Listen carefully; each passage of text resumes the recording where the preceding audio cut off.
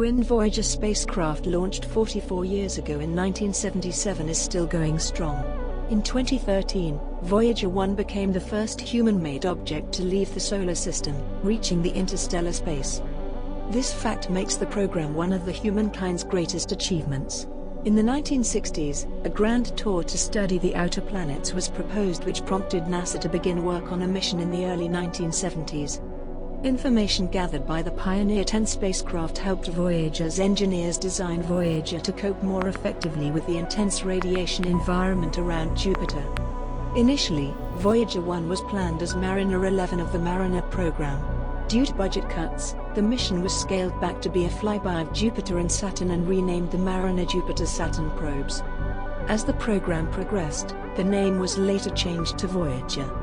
The farthest spacecraft from Earth, NASA's Voyager 1, said farewell to the solar system almost a decade ago, passing through an invisible door some 11 billion miles from Earth and crossing into interstellar space. Since then, it's tacked on another 3 billion miles and it's still sending data home, allowing scientists to probe the space between stars. For almost 1 billion miles, Voyager 1 could hear the monotone drone, and the researchers believe these weak plasma waves are distinct from other detections made in the vast nothingness of interstellar space. For instance, sometimes the sun gets cranky and erupts, spitting particles out into space.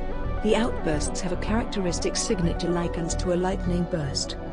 Those bursts were once used to determine the density of interstellar plasma, but this slow, constant hum shows Voyager is collecting plenty of information without the solar outbursts.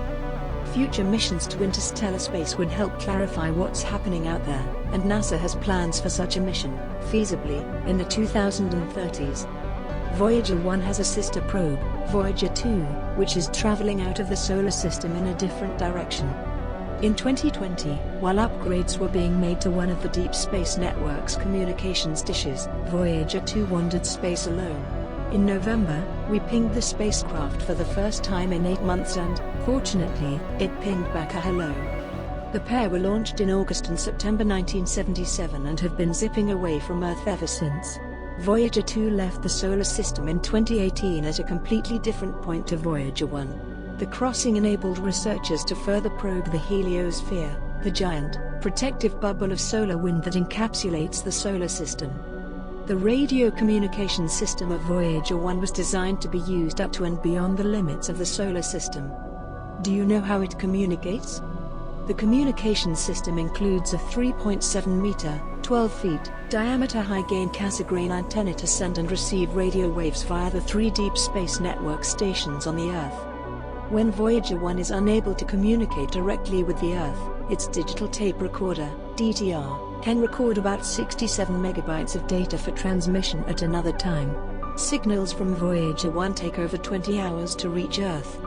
On February 14, 1990, Voyager 1 took the first family portrait of the solar system as seen from outside, which includes the image of planet Earth known as Pale Blue Dot. On February 17, 1998, Voyager 1 reached a distance of 69 astronomical units from the Sun and overtook Pioneer 10 as the most distant spacecraft from Earth. Traveling at about 17 kilometers per second, 11 miles per second, it has the fastest heliocentric recession speed of any spacecraft. As Voyager 1 headed for interstellar space, its instruments continued to study the solar system. It was confirmed on December 13, 2010 that Voyager 1 had passed the reach of the radial outward flow of the solar wind. On this date, the spacecraft was approximately 116 astronomical units or 17.3 billion kilometers from the Sun.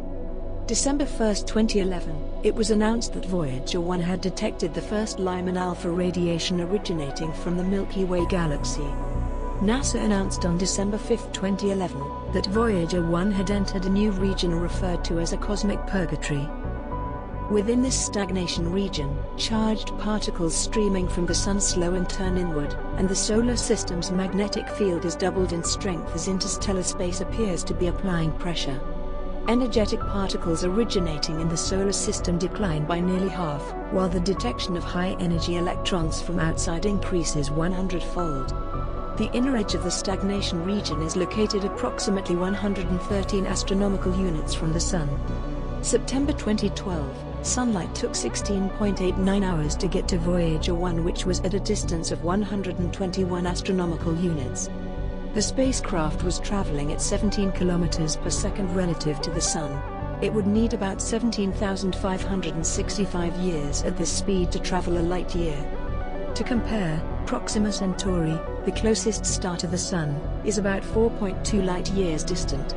Were the spacecraft traveling in the direction of that star, 73,775 years would pass before Voyager 1 reaches it.